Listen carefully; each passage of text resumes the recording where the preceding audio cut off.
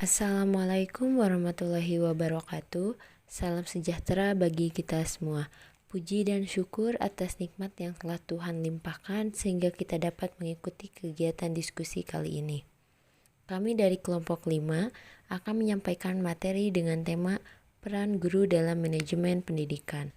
Sebelumnya, perkenalkan, saya Rieski Aulia Septiana Putri dan rekan saya Ahmad Faizun. Saya Nadia Fatimatul Jahra. Serta tidak lupa kami mengucapkan terima kasih kepada Ibu Dr. Nia Jusniani FPD selaku dosen pengampu mata kuliah profesi kependidikan yang telah memberikan kesempatan kepada kelompok kami untuk menyampaikan materi pada kesempatan diskusi kali ini. Tujuan pada diskusi kali ini yang pertama yaitu mengetahui tugas guru sebagai profesi, yang kedua mengetahui peranan guru dalam manajemen pendidikan. Kemudian ada juga manfaat pembelajaran kali ini. Yang pertama yaitu mengkaji lebih lanjut tugas dan peran guru dalam manajemen sekolah. Yang kedua sebagai literatur sehingga dapat memacu guru agar lebih meningkatkan tugas dan perannya secara profesional. Dan yang ketiga, meningkatkan kinerja sekolah sehingga mampu mencapai tujuan pendidikan nasional bangsa dan negara Indonesia. Topik pembahasan pada diskusi kali ini, yang pertama yaitu peran guru dalam pembelajaran, yang kedua peran guru dalam pendidikan, yang ketiga peran guru dalam pengembangan kurikulum, dan yang keempat peran guru di era digital abad 21. Baik, langsung saja kita mulai. Untuk topik pembahasan yang pertama akan disampaikan oleh rekan saya, Nadia. Baik, di sini saya akan menjelaskan tentang peran guru dalam pembelajaran. Peran guru adalah seluruh perilaku atau tindakan seorang guru untuk mentransfer ilmu pengetahuan dan wawasannya pada orang lain, yakni peserta didik.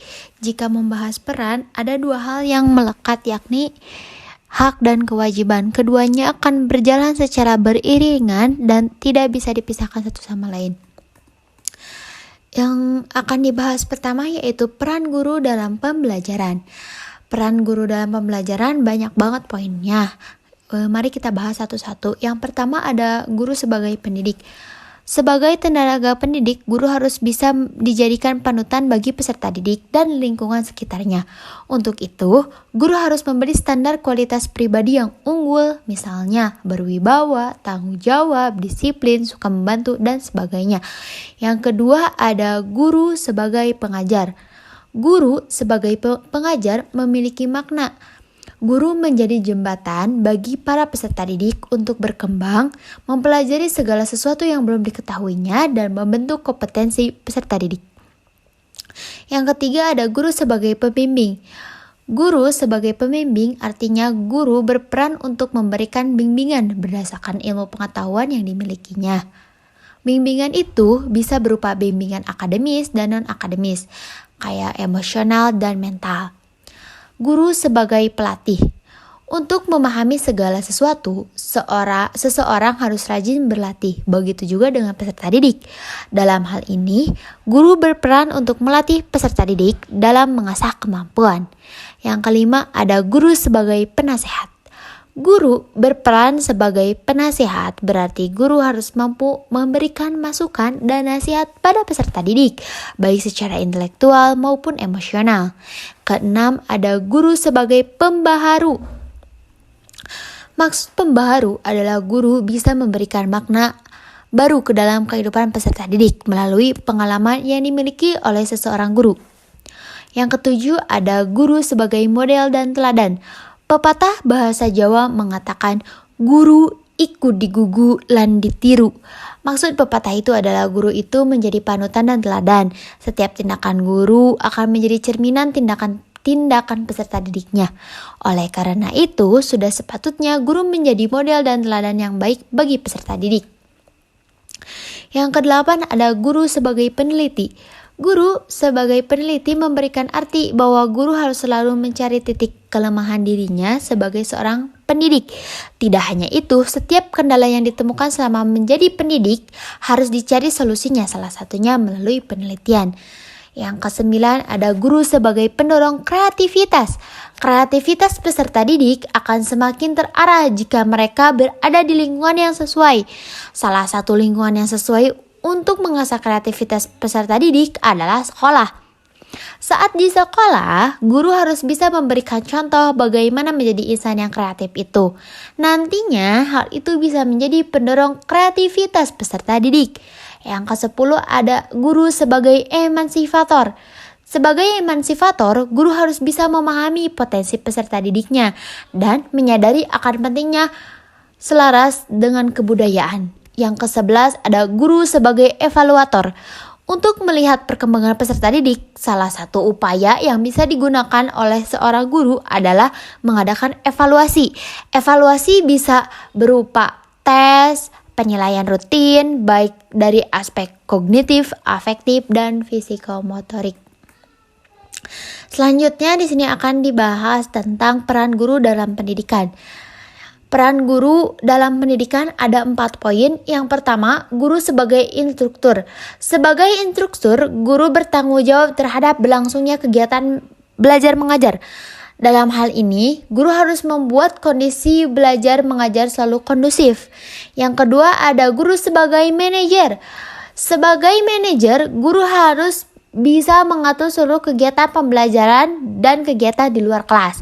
Guru dituntut untuk bisa merencanakan, mengorganisir, melaksanakan, dan mengawasi jalannya pendidikan, baik pendidikan di dalam maupun di luar kelas. Yang ketiga ada guru sebagai anggota organisasi profesi. Organisasi profesi diharapkan bisa mengarahkan tugas dan tanggung jawab guru. Keberadaan organisasi ini bisa membantu guru menyelesaikan berbagai kendala, baik di dalam maupun di luar kelas. Yang terakhir, ada guru sebagai spesialis hubungan masyarakat. Selain mengajar, guru juga harus bisa menjadi penghubung antara pihak sekolah dan juga orang tua peserta didik. Baik buruknya citra sekolah di pandangan masyarakat bergantung dari bagaimana output yang dihasilkan oleh sekolah. Untuk itulah perlu adanya komunikasi antara pihak sekolah yang diwakili oleh guru dan pihak orang tua peserta didik. Baik, kita lanjut pada topik pembahasan yang ketiga, yaitu peran guru dalam pengembangan kurikulum. Peran guru dalam pengembangan kurikulum diantaranya yang pertama, guru sebagai implementer. Sebagai implementer, guru harus mampu menerapkan kurikulum dalam pembelajaran yang diampunya. Guru menjadi eksekutor dari kurikulum yang sudah dirumuskan. Yang kedua, guru sebagai adapter. Guru tidak hanya berperan sebagai pelaksana kurikulum, melainkan juga penyelaras kurikulum. Keselarasan kurikulum harus disesuaikan dengan karakteristik dan kebutuhan peserta didik.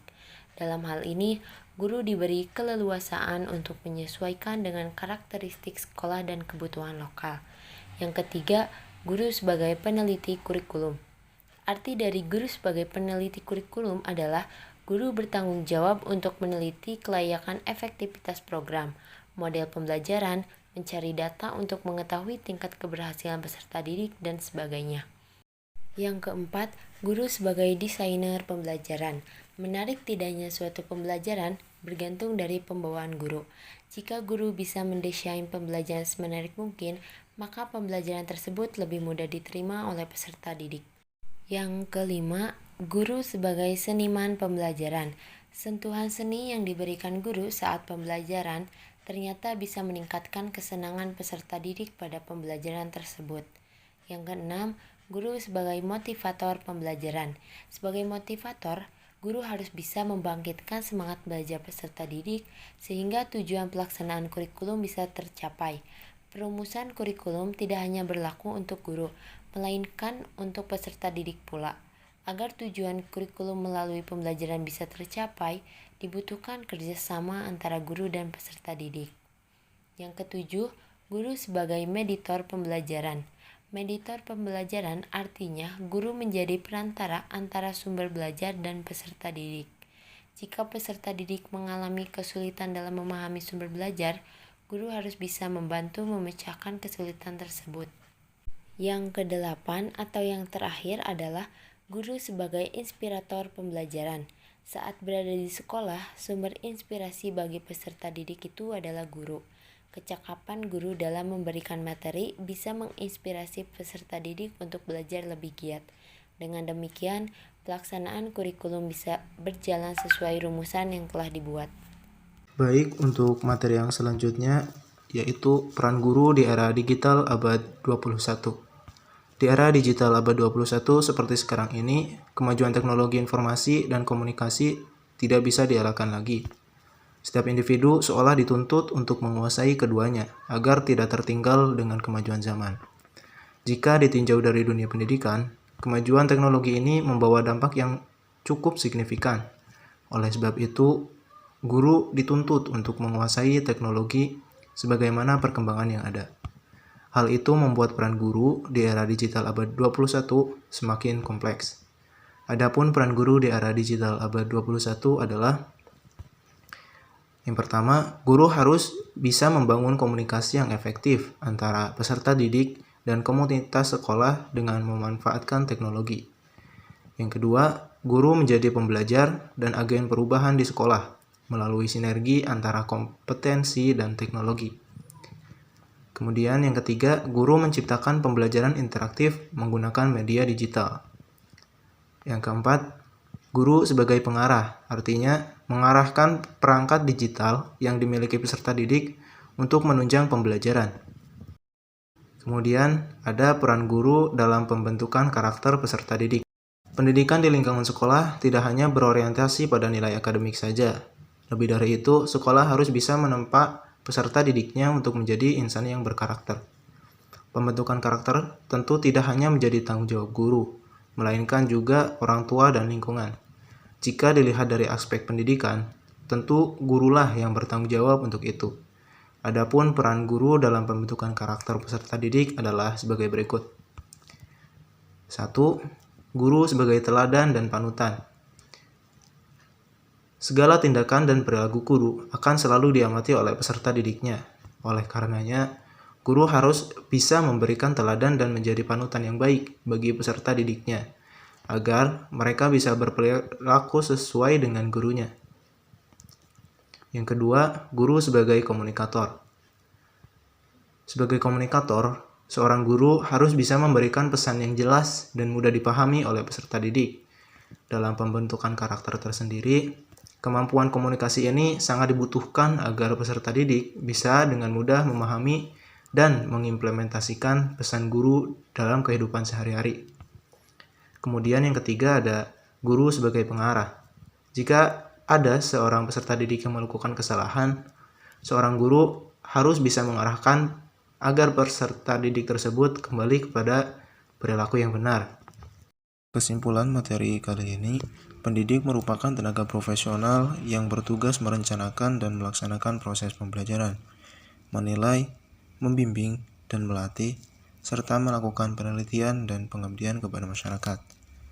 Pendidik bertugas menciptakan suasana pendidikan yang bermakna, menyenangkan, kreatif, dinamis, dan dialogis.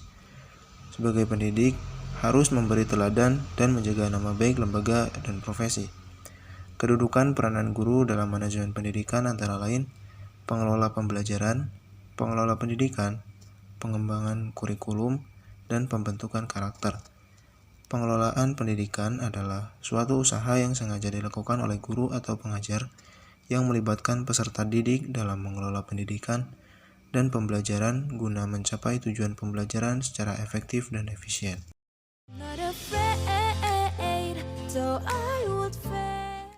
Mungkin cukup sekian pemaparan materi dari kelompok kami.